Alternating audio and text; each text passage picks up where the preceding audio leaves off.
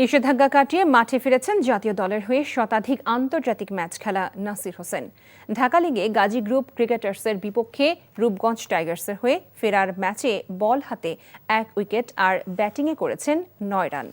উপহার পেয়ে তা গোপন করায় 2023 সালের আগস্টে সব ধরনের ক্রিকেট থেকে 1.5 বছরের জন্য নিষিদ্ধ হয়েছিলেন নাসির হোসেন। 1.5 বছর ক্রিকেট নির্বাসন কাটিয়ে মাঠে ফিরেছেন তিনি। বাংলাদেশের জার্সিতে 19 টেস্ট, 65 ওয়ানডে ও 31টি টি-20 খেলেছেন নাসির। বয়সটা 34 পেরিয়ে গেলেও আবারও জাতীয় দলে ফেরার স্বপ্ন দেখছেন তিনি।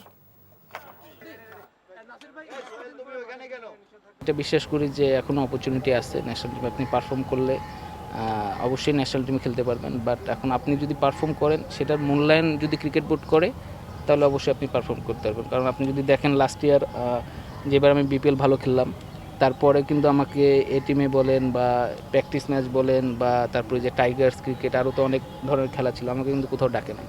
তা আপনি যদি পারফর্ম করে যদি আপনাকে এইসব জায়গায় যদি না ডাকে, তাহলে আপনি ন্যাশনাল টিমে খেলবেন কীভাবে?